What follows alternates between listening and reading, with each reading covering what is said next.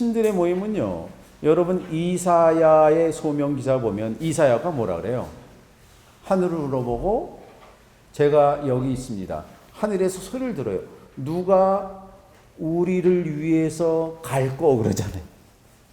그랬대 이사야가 내가 여기 있습니다. 나를 보내소서. 누가 우리를 위해 갈 거. 이건 아주 오래된 고대인들의 생각이에요. 중요한 결정을 할 때 회의를 통해서 결정을 한다는 거예요. 신들의 회의 장면이. 그 장면이 6절서부터 등장합니다. 하루는 이런 말이 등장하면요. 항상 중요한 사건이 일어날 때 하루는 그래요. 하루는이 그냥 하루는이 아니에요. 중요한 사건이 일어날 때 하루는 신들이 그랬는데 신들이란 말은 이건 관용적인 표현으로 신들의 아들들이 그러면 신들의 아들들만 있습니까? 따로 넣고 이거는 관용적인 표현으로 신들이란 뜻이에요. 천상회의를 열었습니다. 정중앙에 좌정한 야훼 앞에 서 있었습니다. 그러니까 야훼 신이 주가 앉아 있고 신들이 쫙 서 있었어요. 그런데 이 신들은 전부 예스맨이에요. 그들과는 달리 항상 반대 의견을 내는 신들의 아들이 있었는데 그의 이름이 사탄. 사탄은 악마가 아니에요. 사탄은 모든 사람이 예스할 때 아닐 수도 있는데 하는 의심을 상징하는 존재. 그래서 사탄을 영어로 표현하자면 adversary예요. 법정에서 말하자면 사탄은 prosecutor, 검사입니다. 변호사가 아니에요. 검사. 상대방을 의심하고 아닐 수가 있다라고 항상 신한테 말하는 신의 한 명이 사탄이에요. 야훼의 관심은 이 사탄은 특별한 눈을 갖고 있어요. 눈을 갖고 이게 사람을 그냥 보지 않고 현미경을 놓고 본대. 자세히 보는 사람이. 이 스가리야서에 나올 거예요. 하나님은 눈으로 세상을 살핀다. 7가지 눈. 그 중에서 가장 의심이 많은 현미경, 만원경을 갖고 있는 신이 있는데 그게 사탄이에요. 아닐걸? 당신 못 봤어요. 저상 그게 아닙니다. 항상 의심의 doubting thought가 사탄이에요. 다시 한번 보십시오. 이 악마 아니에요. 예수님께서도 공생을 시작할 때 성령에 이끌려서 사탄의 시험 받은 거예요. 성령이 하신 일이에요. 그는 사탄에게 말씀하셨다. 어디로부터 오는 길이냐? 사탄이 얇게 대답하였다. 땅에서 이리저리 돌아다니고 땅에서 왔다 갔다 했습니다. 이거는 샅샅이 뒤지고 다녔습니다.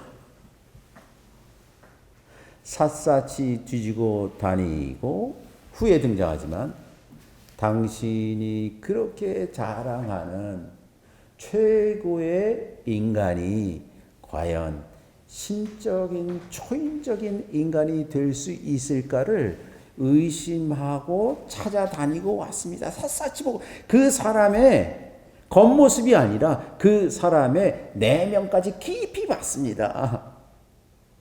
용어를 부리자면 그 사람의 에고가 아니라 그 사람의 셀프까지 들어가서 그 사람을 보기 시작했습니다. 이런 뜻이거든요.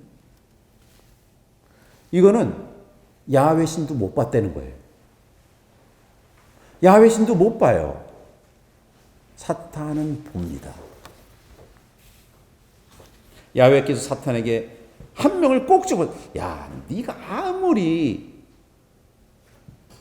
흠을 찾을래도 한 명은 못 찾을 거다. 자랑하는 사람이 누구였어요? 욥이에요.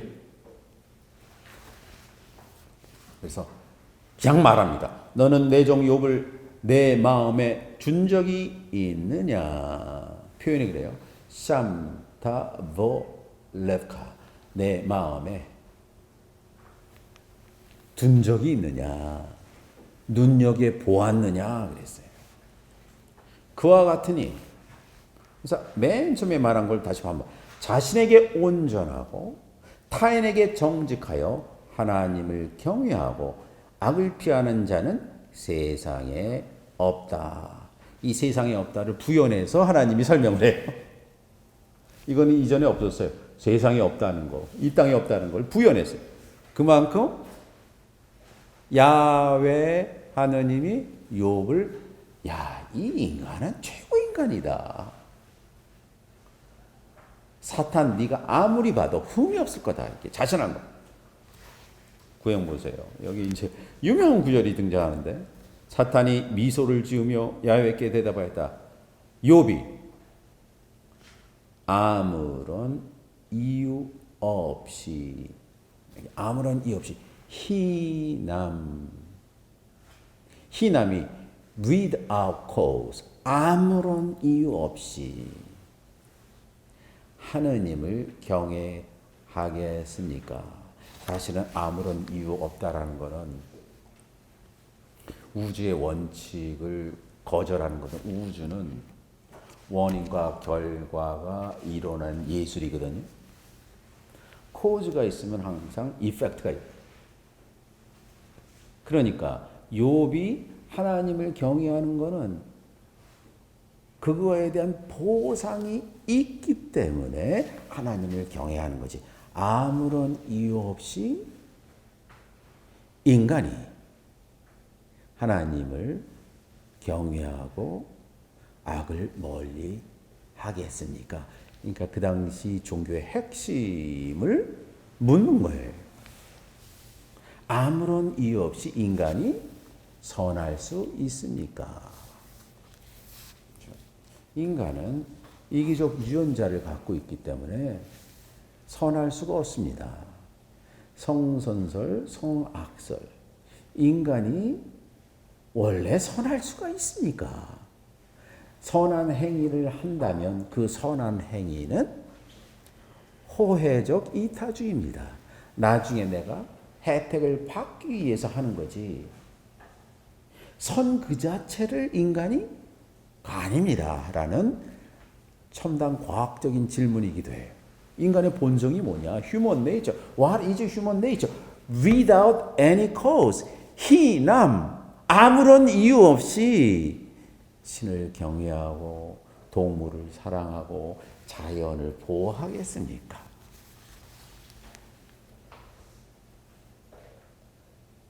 당신은 아직 인간에 대해서 잘 모릅니다. 10절. 당신께서 그와 그의 집과 그가 가진 모든 것 둘레에 울타리를 쳐서, 그러니까 악이 들어오지 못하게 또는 손에 나지 않게 울타리를 쳤기 때문에 그가 하시는 모든 일에 복을 주셔서, 여기서 복을 주셔서 똑같이 바라기예요. 그의 재산이 땅에 멀리 퍼졌습니다. 하는 일마다 잘 됐어요. 11절 보세요. 그러나 지금이라도 당장 당신의 손을 뻗어 그가 가진 것을 치시면 그는 분명히 당신의 얼굴에 대고 당신을 저주할 것입니다. 네, 지난 시간에 잠깐 말씀드렸죠? 거기도 똑같은 말하기라는 단어를 썼어요. 똑같은 단어인데, 히브리 단어인데 위에는 복을 주셔서고요, 밑에는 저주할 것이 되는 거예요. 이게 어떻게 된 겁니까? 그게 인간입니다. 순간을 사는 인간은 선견지명이 없어서 지금의 어려움이 인생의 끝이라고 생각하기 때문에 분명히 당신을 저주할 것입니다. 그러니까 여러분이 염두에 두세요. 이 바락이라는 의미가 똑같은 단어인데 하나는 저주하다고, 하나는 복을 준다는 의미로 바뀌었습니다.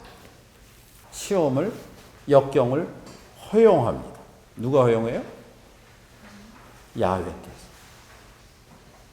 그러니까 아직 그 이스라엘의 사상에서 악을 행하는 존재가 신의 권위와 권능 밖에 되게 상상을 못해요. 하나님이 하십니다. 여러분 창세기 22장이죠. 이 사건에 대한 원초적인 구절이 창세기 22장의 소위 아케다 사건이 있습니다. 아케다가 binding of Isaac, 이삭 묶기 사건이 있어요.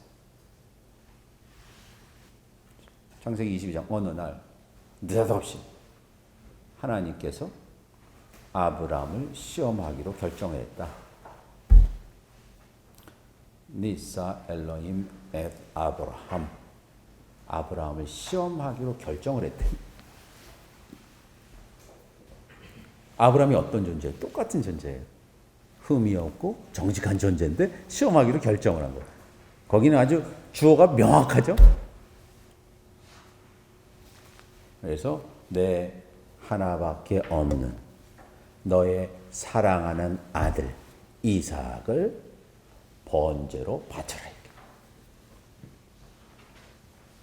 유목민인 아브라함에게 번제라는 건요, 이거 엄청난 폭력이거든요.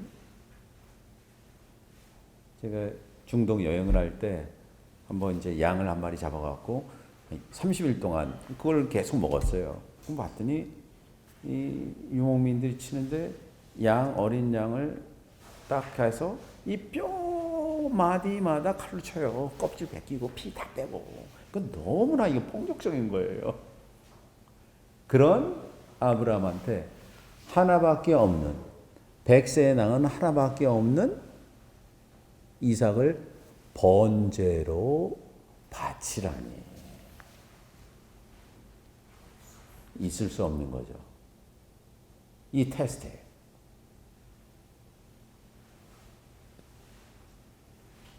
그리고 내가 알려줄 모리아로 가서 번제로 하지. 그 장소 어딘지도 알려주죠. 3일 동안 가는데요. 모리아가 3일 동안 그 말씀에 순종하여 가면 슬그머니 나오는 장소가 모리아야. The place which will appear란 뜻이에요. 모리아란 뜻이. 그러니까 3일 동안 얼마나 많은 생각을 하겠어요. 그 3일 동안 가는 과정 중에서 모리아란 장소가 등장을 해요. 이건 창세기 12장의 아브라함에 마찬가지예요. 너 아비 집을 떠나고 친족을 떠나서 내가 지시할 땅으로, 거기 뜻이 뭐냐면 지시할 땅이죠. 미래형이에요. 그 땅 안 보여요. 심지어는 아브라함 들어가지 못합니다. 젖과 꿀이 흐르는 땅은 아브라함이 등장하고 600년 후에 들어가는 거거든요. 그런데 떠났느냐가 중요해요. 그 말을 승복했느냐. 오늘 주제가 승복이에요, 사실은. 이 바락이란 말이 승복이란 뜻이거든요. 그러면 복의 근원이 된다고 말을 했는데, 그래서 그 땅의 이 과정, 3일 동안 가는 과정 중에 그 장소가 보여요. 그래서 이게 잔인한데요. 그 장소는 그 여행을 떠나면 드러나는 장소예요. 이 스트럭처가 그대로 어디에 등장하냐? 그리스도교의 예수님의 순환 사건이에요. 예수님께서 세례를 받았을 때 하늘에서 아브라함에게 하셨던 말씀을 똑같이 해요. 이는 내가 사랑하는 나의 유일한 아들이다. 3일이 아니라 3년 후에 십자가에 못 박혀 죽는 거거든요. 번제로 바치는 거거든요. 그게 사실은 그리스도교의 순환 사건의 프로토 이그젬플이에요. 22장. 그걸 누가 했느냐? 사탄이 한 거예요. 누가 시켰어? 야훼 신이 시켰고 성령이 시켰다. 그래서 야훼가 사탄에게 욥의 역경을 허용한 거예요. 이 퍼미션이 없으면 못해요. 보세요.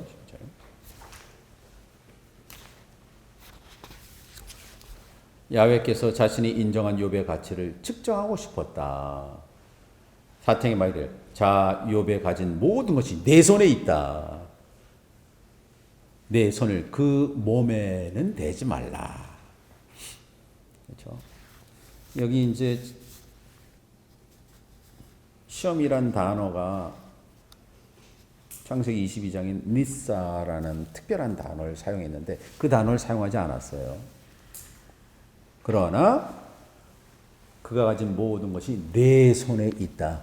Upon your hand. 몸만은 치지 말라. 그래서 맨 나중에 보세요. 바야자 하사타. 그리고 그 전에 락 엘라이프 에 터셜락 야더카. 너 손을 그에게 뻗지 말라 그랬어요. 모든 것이 내 손에 있다.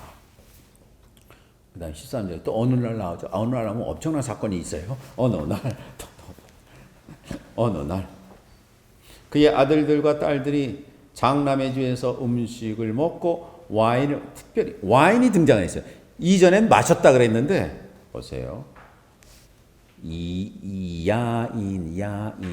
야인이란 말이 특별히 페니키아지에서 나오는 거거든요.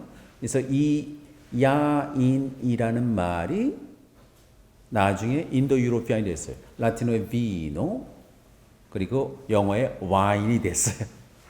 그러니까 와인이란 말이 원래 히브리어에서 왔어요. 야인. 그래서 와인을 마시고 있었어요. 잔치하는 거죠. 14절. 한 전령이 욥에게서 와서 소들은 밭을 갈고 암당나귀는 그 옆에서 풀을 뜯고 있었습니다.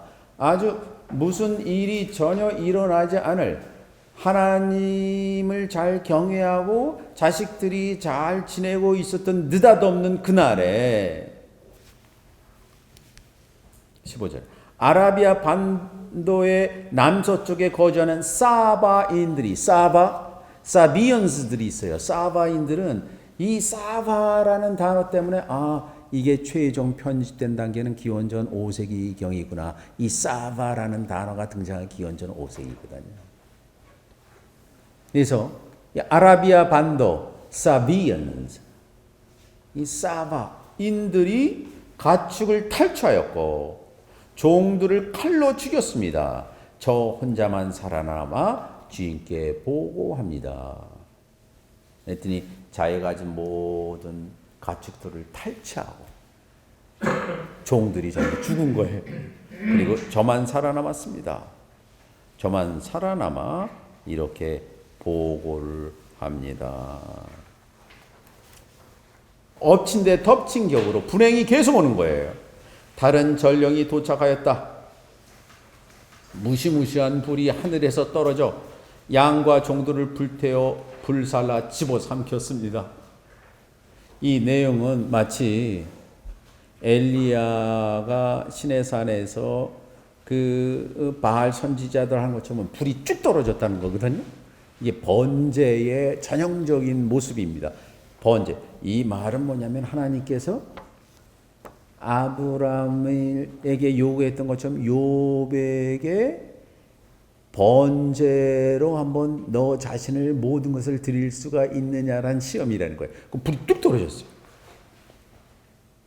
종들을 불태워 불살라 집어삼켰습니다. 저만 겨우 도망쳐 혼자 살아남아 주인께 보고합니다.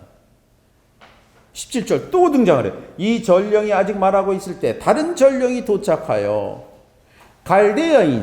갈디언스가 있어요. 갈디언스가 뭐냐면요. 기원전 6세기에 신바빌로니아 제국을 건설한 느부갓네살이 갈데아인들이에요. 그러니까 이 텍스트가 기원전 6세기 이후다. 바빌론 유수 이후다라는 걸 알 수 있는 역사적인 단서가 갈디언스예요. 갈데아인들이 3명이 짝이 되어 낙타를 습격하였고 그것을 탈취하고 종들을 칼로 죽였습니다. 저만 겨우 도망쳐 혼자 살아남아 주인께 보고합니다. 이 전령이 아직 말하고 있는데 18절. 다른 전령이 도착해서 말했다. 주인님의 아들과 딸들이 장남의 집에서 음식을 먹고 와인을 마시고 있었습니다. 19. 강력한 바람이 사막을 건너오더니 집에 네 못을 쳤고 젊은이들 위를 덮쳐 그들이 모두 죽었습니다. 강력한 바람이 왔다 그랬어요. 이 강력한 바람이란 것은 새로운 창조를 위한 끔찍한 도구일 수가 있어요. 창세기 1장 2절에 하나님이 우주를 창조할 때 강력한 바람, 루하 엘로힘 그랬어요. 강력한 바람인데 이 강력한 바람을 여기서 루하 거돌라, 강력한 바람이 불어와서 네 모서리를 쳤고 젊은이들이 그 위에 덮쳐 죽었습니다. 저만 겨우 도망쳐 살아남아 주인께 보고합니다. 그러니까 어떻게 된 거예요 지금? 세상적으로 최고의 권력자이면서 부자였던 욥이 이제 아무것도 없게 된 거예요. 하나님께서 재산, 몸을 치지 말고 그 가진 모든 것을 한번 뺏어보자. 그가 어떻게 반응한지 봅시다. 거기까지 온 거거든요. 글쎄요. 지금 그렇게 자녀까지 사고로 죽게 된 욥의 심정을 보겠습니다. 20절. 욥이 일어나 겉옷을 찢고 삭발을 하고 몸을 던져 절하였다. 몸을 던져 절하였다. 이게 뭐냐면 사실 오체 투자하는 것처럼 자기가 죽을 때 다시 땅으로 들어가는 것처럼 자기가 나는 이제 죽었다. 더 이상 살 것이 없다. 겉옷이라는 건 뭐냐? 겉옷이는 그 사람의 세상적인 표식입니다. 겉옷을 찢었다. 머리를. 그리고 삭발이라는 것은 옛날 죄인이나 중대 범죄를 한 사람한테 삭발시켰거든요. 노예나. 그리고 몸을 완전히 땅에 뒹굴었다. 그러니까 동방의 최고의 권력자이자 최고의 부자가 세상의 모든 재산과 권력을 뺏긴 후에 겉옷을 찢고 나체가 되고 삭발을 하고 흙에 뒹구는 상태가 되었다. 그러니까 하나님이 여기까지 지금 볼래는 거죠. 이게 어떤 인간이냐. 그가 말했다. 21절. 내가 어머니의 배에서 알몸으로 왔으니 그리로 나는 알몸으로 돌아갈 것이다. 야훼께서 주셨다가 야훼께서 빼앗으신다. 주는 분도 야훼시고 빼앗는 분도 야훼시다. 그리고 말하기를 야훼 이름이 복받을, 또 바락이라는 단어를 썼어요.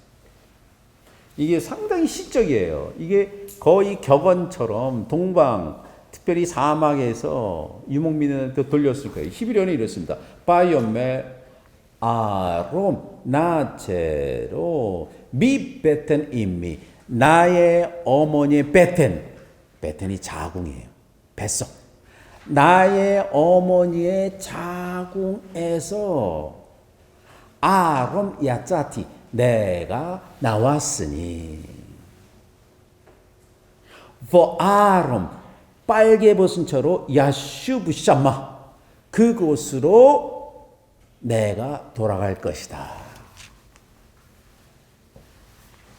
어머니의 모태, 베텐에서 내가 벌게 벗고 나왔으니 그 어머니의 뱃속, 그것을 여기서는 샤마, 두 번째선 그곳으로 내가 돌아갈 것이다. 여기 이제 몇 가지 중요한 단어가 등장하는데 내가 왔어요. 그러니까 인간은 흙이에요, 흙. 엄마로부터 왔는데 내가 벌게 벗어서 슈브란 단어가 나서 슈브가 돌아가다는 뜻인데 이것이 또 다른 의미가 메타포리컬하게 은유적으로 회개하다는 뜻이에요. 그래서 예수님께서 아까 회개하라 천국이 가까웠다 그러면 슈브란 단어를 썼을 거예요. 모든 인간은 벌게 벗고 왔어요. 왔는데 부모가 정해져 있어요. 내 성별이 정해져 있고요. 내 내셔널리티, 국적이 정해져 있는 거예요. 그리고 일정한 시간이 지나면 다시 nothing으로 간다는 거예요. 야, 인생의 핵심을 이렇게 철학을 이렇게 간단하게 이렇게 했어요. 그러나 생명을 지닌 존재로 태어났을 때 우리 안에 신의 형상이 있을 거 아니에요. 그걸 되찾는 것이 신앙의 여정입니다. 사실은. 우연히 준 것이 아니라 살면서 의도적으로 자기 선택으로 자신이 되어야 할 자신이 되는 거예요. 그거를 self overcoming이라고 해요. 자기를 극복하는 거예요. 여기서 자기는 오래된 자, 우연한 자라고 할 수 있어요. 심리적으로 말하면 이건 에고이고요. 그거를 극복하는 거예요. 내가 세계관을 갖고 있는데 내가 세계관이 우연히 나한테 온 세계관인데 그걸 자꾸 우기는 수가 있어요. 이게 무식이에요. 내가 남자로 태어났기 때문에 여성적인 시선을 무시하는 거예요. 그런데 우리 교육은 자신이 우연히 가지고 있는 세계관을 강화하게 돼 있어요. 그거를 없애는 게 교육인데 그거를 강화하게. 그거를 없애서 무아 상태로 들어가야 되는데 유아 독전적인 생각으로 계속 하기 때문에 사람은 배울수록 무식해져요. 그래서 그것으로 돌아간다. 그래서 세네카가 이런 말이에요. 사람이 산다는 것은 매일 죽는 것이다. 잘 죽기 위해서는 잘 죽는 방법을 알기 위해서 일생이 걸린다. 여기서 말하는 샤마 그쪽으로 내가 돌아가야지만 제정신이다.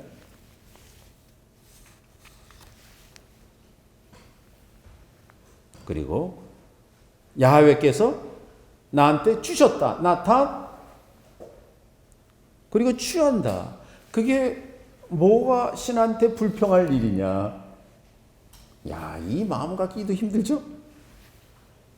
그러면서 하는 말이 셴 아도나이 메보락 그의 이름이 복되시기를.